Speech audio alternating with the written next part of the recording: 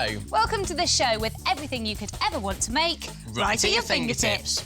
I'm Naomi. And I'm Tim. And here's what's coming up on today's show. We show you how to transform an old pair of jeans into a handy fingertips clothing caddy. Find out if Tim can beat the clock in today's 1 minute make. And in Food Fingertips, we show you how to frighten your friends with these delicious freaky fruits. And for details of lots of great fingertips makes, you can check out our website, address at the end of the show.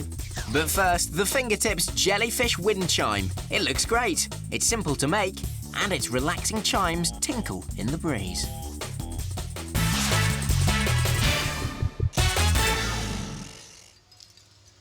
Can you hear something, Naomi?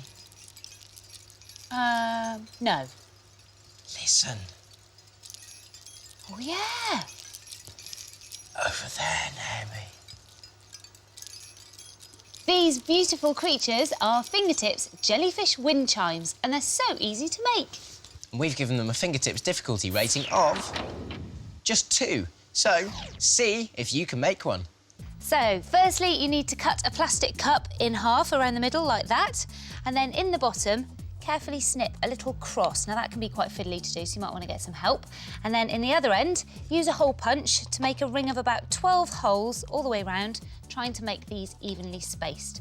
Now, when you've done that, you need to take a piece of string about 75 centimetres long and thread a piece through each hole that you've punched and tie it in a couple of knots to secure it to the cup. When you've made all 12 holes, tied string through them all, and added a piece at the top, you should end up with something a bit like this. Now it's time to make the body part. And you do this by taping newspaper around the plastic cup. Add lots of newspaper all the way around until you end up with a nice round body part, like this one.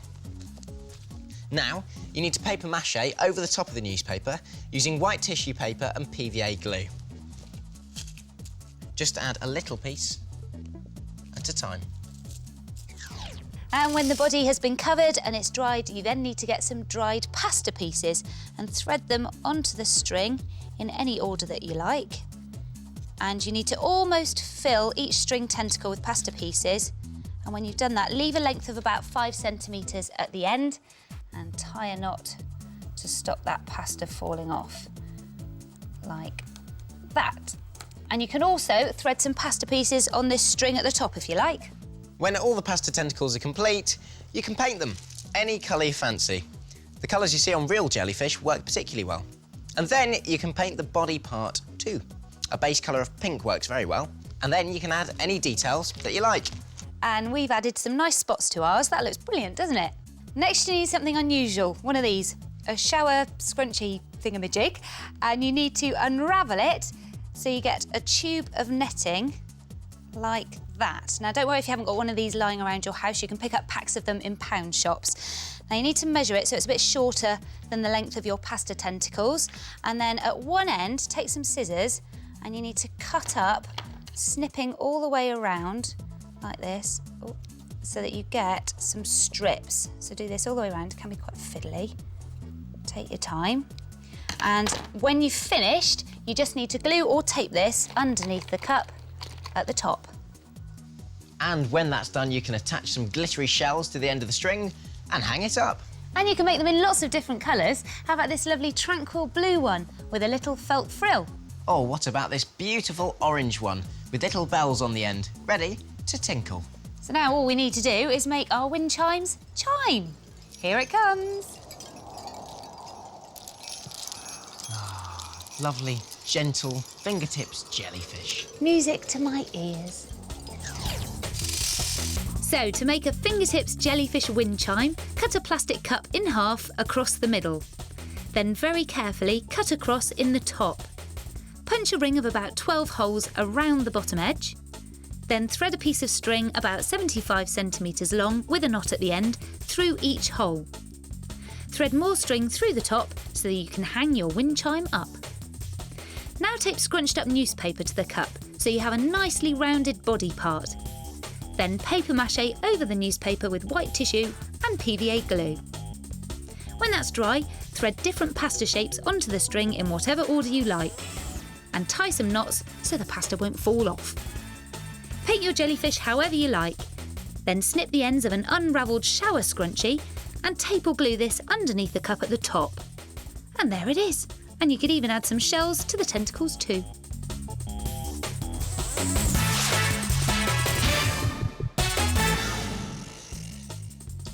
This is Makeover Fingertips, the part of the programme where we show you how to make something by recycling stuff that you probably find around your home. So what about these? Some decorative odds and ends, fabric glue, a coat hanger and some old jeans. There's some lurking at the bottom of every wardrobe, isn't there? Well, with a bit of fingertips know-how, we're going to show you how to transform these into this, a fingertips clothing caddy. Just hang it up and use it to store all your essential bits and bobs. And we give the clothing caddy a fingertips difficulty rating of 4. It can be quite involved, but it's well worth the effort. Take a pair of old jeans and cut the legs off. Then cut the front section away from the back, but avoid cutting the pockets. You will now have 2 legs, a top section front and a top section back. Now cut 2 narrow strips from the top of the legs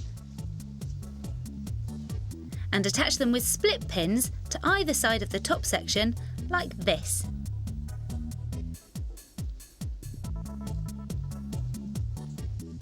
And these will be used to hang your clothing caddy up.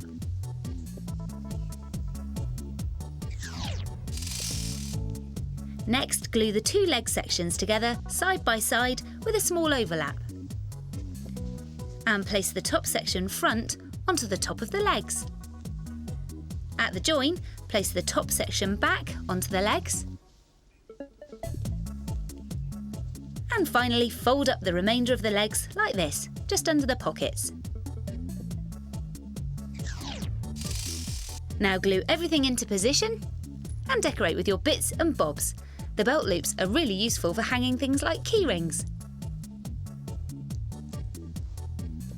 And check this out, there are 2 long hidden secret pockets on the back of the caddy.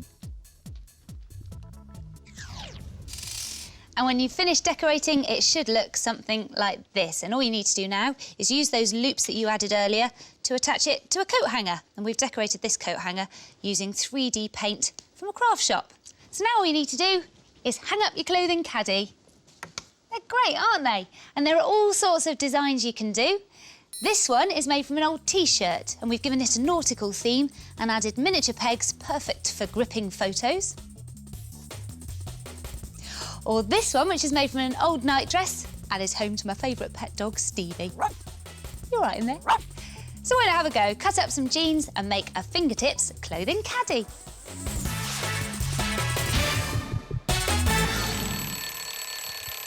Got a minute? Because this is the part of the programme where we show you something that will take under a minute to make using odds and ends that you find around the house. Today it's my turn to make.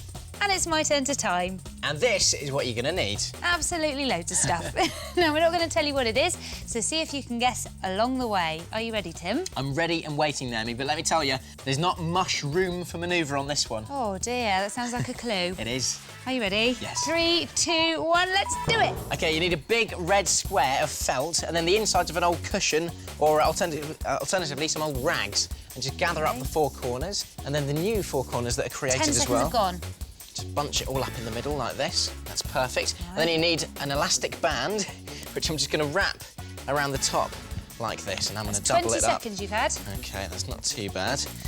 One more over the top like that. Now, if I turn it with the elastic band on the downward side and pop it on top of a bucket... Half a minute. Like so. Now what I need to do is take some circles of white felt, which I've pre-cut, dab on some PVA glue, and pop those 20 seconds like left, this. Tim. Oh, wow, I'm doing well. Oh, are you? One more on there, I think so. Put another one on there. 15 seconds left. Ooh. One more on the back. 10. 2 to go. 9. Here we go. 8, 1. And last but not least. 6. One 5. more and stop the clock. With How 4 about seconds to spare. 56 seconds.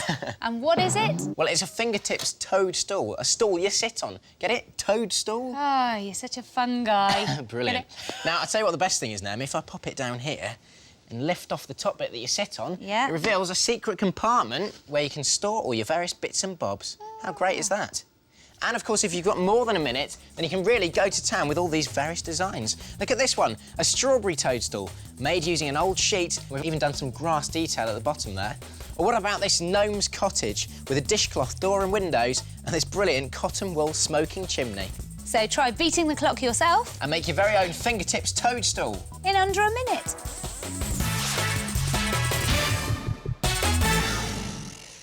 This is Food Fingertips, the part of the programme where we show you food that's fun to make and great to taste. And today we're going to be showing... Oh! Tim, you scared me half to death. Sorry, I was just getting into the spirit of today's spooky sweet treats. And are you ready to come face to face with them?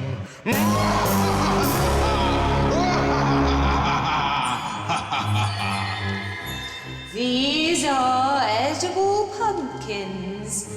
Made out of oranges. Yep, and inside are frozen blood-coloured treats made out of fruit. Scarily good.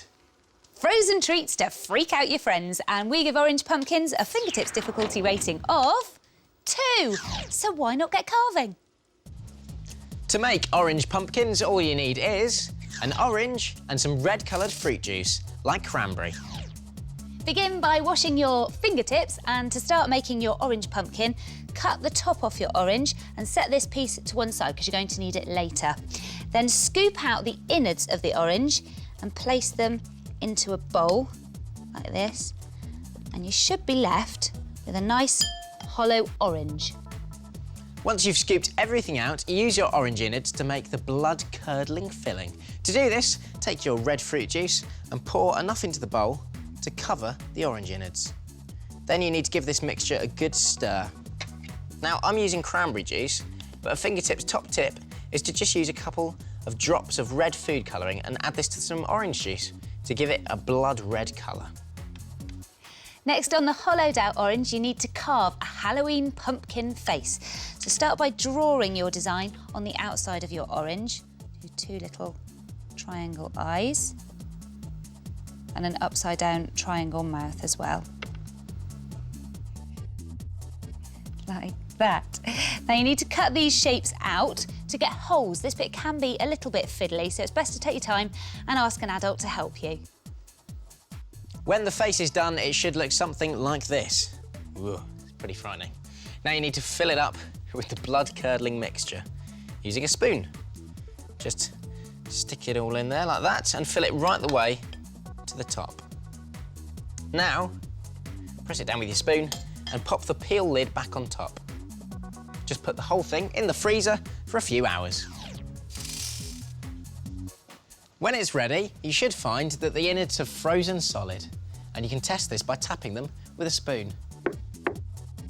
Let the frozen insides thaw slightly before you eat them. And now you're ready to freak out your friends. And you can even do other creepy fruit. How about a manic melon, a loathsome lemon, or a lip-curling lime? So why not freeze up some spine-tingling, frighteningly fresh frozen treats?